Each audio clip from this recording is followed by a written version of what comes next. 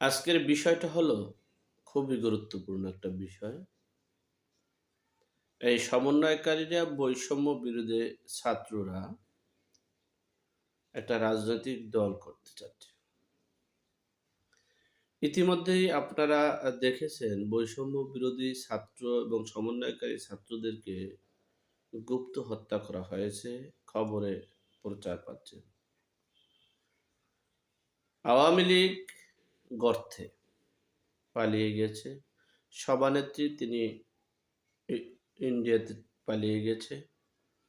আর আওয়ামী লীগের সকল নেতাকর্মীরা গর্তে ঢুকেছে, কেউ পালিয়ে গিয়েছে। তারা সভা সমাবেশ কোনো কিছুই করতে পারছে না। তাহলে এই গুপ্ত ঘাতকগুলো কারা করছে? আপনারা ইতিমধ্যে গত ১ মাসের মধ্যে বেশি দেখেছেন যে ছাত্র দল অর্থাৎ বিএনপির ছাত্র দলগুলো, বিএনপির নেতৃত্বগুলো কোনো বৈষম্য বিরুদ্ধে সমন্বয়কারী ছাত্রদের আন্দোলনের সভা সমাবেশে মিটিংয়ে যাচ্ছে না এবং আধিপত্য নিয়েও তাদের সাথে একটা সংঘর্ষ লেগে আছে। আপনারা দেখেছেন যে সমন্বয়কারীদের সাথে বরিশালে বিএনপিদের বিএনপি ছাত্র দলের হামলার ঘটনা ঘটেছে। এখন বিষয়টা হচ্ছে এই সমন্বয়কারীরা বা এই বৈষম্য বিরোধীরা যদি একটা রাজনৈতিক দল করে, সেখানে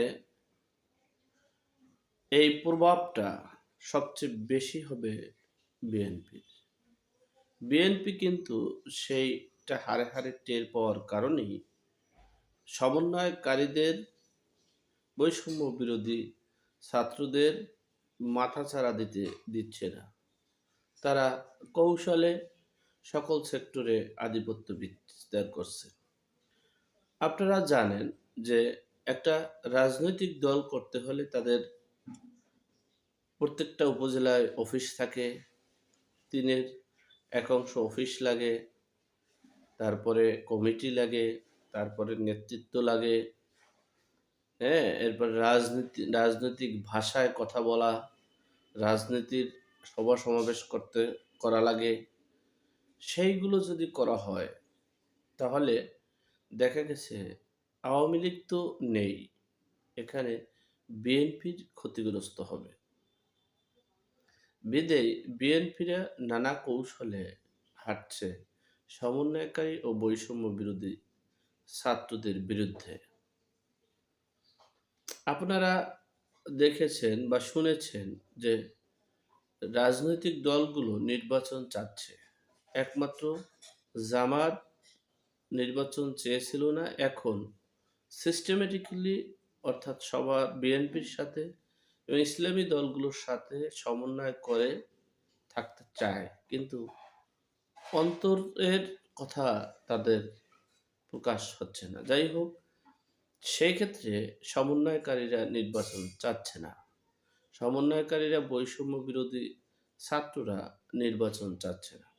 কারণ হচ্ছে দ্রুত নির্বাচন দিলে তারা যেই ফ্যাসিলিটি, যেই সুবিধা, যেই সুযোগ পাচ্ছে এবং প্রশাসনিক যে প্রোটোকল পাচ্ছে, সেগুলো আর পাবে না।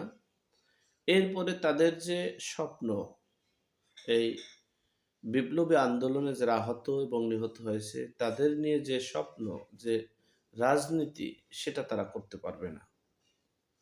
এরপরে হচ্ছে তাদের মন মতো এই আওয়ামী লীগের দুঃশাসনের বিরুদ্ধে আইনানুগ ব্যবস্থা নিতে পারবে না। তবে এখানে আমার একটা কথা হলো, বাংলাদেশে এখনো ২০২৪ সাল বলেন আর ২০১৪ সাল বলেন, যারা ৩০০ এমপি আছে তাদেরকে কিন্তু এখনো তলব করা হয়নি। সেখানেও হস্তক্ষেপ আছে বিএনপির। যাই হোক, এখন বিষয়টা হচ্ছে এই সমন্বয়কারীরা চাচ্ছে না নির্বাচন দ্রুত হোক। সমন্বয়কারীদের উদ্দেশ্য পারপাস হচ্ছে তারা একটা রাজনৈতিক দল করবে, সেই রাজনৈতিক দলকে এস্টাবলিশড করবে এবং সরকারি সকল প্রশাসনের সকল প্রভাবটা তারা সুবিধাটা তারা পাবে।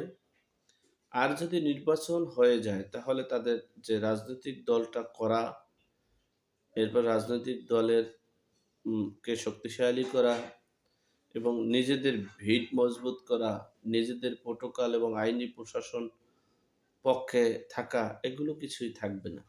বিধায় তারা এই নির্বাচন চাচ্ছে না। আর যেটা যেভাবেই বলছেন না কেন, আমি কিন্তু পূর্বে থেকেই বলেছি, এই ডক্টর মোহাম্মদ ইউনূস হচ্ছে বিএনপির সমমনা দলগুলোকে ব্যবহার করছে। আর জামাত এবং সমন্বয়কারী বৈষম্য বিরোধী ছাত্রদের কথা মতো চলছে।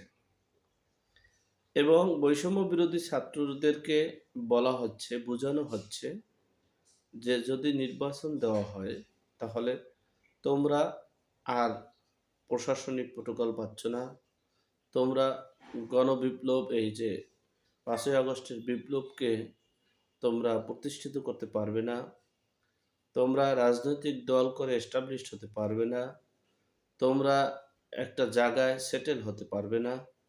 সুতরাং এগুলো করতে হলে তোমাদের সময়ের দরকার আছে।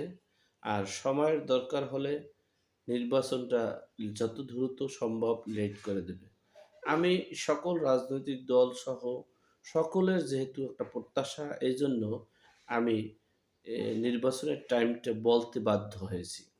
কিন্তু আসল বিষয়টা হচ্ছে, তোমরা যখন আন্দোলন সংগ্রাম করবে, কারণ তোমাদের উপরে এই বাংলাদেশে এখন আর কোনো প্রশাসন নেই, কোনো হস্তক্ষেপ নেই, কারণ বৈষম্য বিরোধী ছাত্ররা এবং সমন্বয়কারীরা, তাদের মাধ্যমেই এই দেশের গণ অভ্যুত্থান, এই দেশের এই উপদেষ্টা পরিষদ, এগুলো হচ্ছে। সুতরাং তোমরা যা বলবা তাই হবে।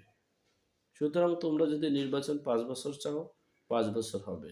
এবং তোমাদের এই দলটা পরিচালনার জন্য, এস্টাবলিশড করার জন্য ৩ জন সমন্বয়কারী উপদেষ্টা আছেন এবং আমরা আছি, সকল সেক্টর ডিপার্টমেন্ট আছে।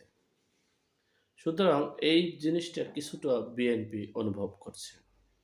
আর এই বিএনপি অনুভব করার কারণে, বিএনপি একটা বৃহৎ রাজনৈতিক দল, আওয়ামী লীগের পরের স্থানই তাদের দখলে। সুতরাং তারা চাচ্ছে না, তারা এই একটা তাদের রাজনৈতিক দলটাকে বিগত ১৫ বছরে আওয়ামী লীগ একদিক দিয়ে প্রশাসনিক টর্চারিং করে তাদেরকে ভ্যানিশ করেছে, অপর দিক দিয়ে রাজনৈতিক দলটাকে ভেঙে ২টা রাজনৈতিক দলের নিবন্ধন দিয়েছে। এরপরে হচ্ছে বাকিটা যদি এই সমন্বয়কারী এই বৈষম্য বিরোধী ছাত্রদের মাধ্যমে ভ্যানিশ হয়ে যায়, তাহলে তাদের অস্তিত্ব থাকবে না। বিধায় তাদের অস্তিত্ব টিকিয়ে রাখার জন্য এখনই মূলত সময়।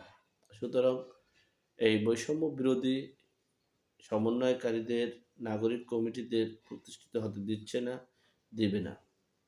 এবং বিভিন্ন ধরনের অকারেন্স করে এখন নাম দেওয়া হচ্ছে কিশোর গ্যাং, নাম দেওয়া হচ্ছে দুর্বৃত্তায়ন, নাম দেওয়া হচ্ছে আওয়ামী লীগের প্রেতাত্মারা করছে। মূলত এটা কোনো প্রেতাত্মারাই করছে না। আওয়ামী লীগ যদি, বৈষম্য বিরোধী ছাত্ররা, এই সমন্বয়কারীরা, নাগরিক কমিটিরা যদি এস্টাবলিশড থাকে, কোনো দলকে ক্ষমতায় বসানোর চিন্তা যদি না থাকে, তাহলে আওয়ামী লীগ আগামী ২০ বছরেও ক্ষমতায় আসতে পারবে না, যদি তাদের ভুল না হয়। যেসব ভুলগুলো মাহফুজ আলম সাহেব করেছেন, যেসব ভুলগুলো নাগরিক উন্নয়ন কমিটির আহ্বায়ক করেছেন, সেজন্য বহির্বিশ্বর চক্রান্তে হয়তোবা আওয়ামী লীগ প্রতিষ্ঠিত হতে পারে, কিন্তু আওয়ামী লীগের সাংগঠনিকভাবে প্রতিষ্ঠিত হওয়ার মতো কোনো যোগ্যতা, অভিজ্ঞতা বা কোনো কিছুই আগামী ২০ বছর বা ১০ বছর হবে না। সেক্ষেত্রে সমন্বয়কারীদের উচিত যে প্ল্যাটফর্মে আছে সেখানে থাকা। তবে এই আপনাদের উপরে হামলা যা কিছুই বলেন না কেন, এটা আওয়ামী লীগের দিকে ছুড়ে নিজেদের, মানে বিপদ আরো বড় করছেন। সুতরাং আপনাদের চোখ কান খোলা রেখে সামনে আগাতে হবে। সকলে ভালো থাকবেন, সুস্থ থাকবেন, সকলের শুভকামনা করে আজকের মতো এখানেই শেষ করছি। আল্লাহ হাফেজ।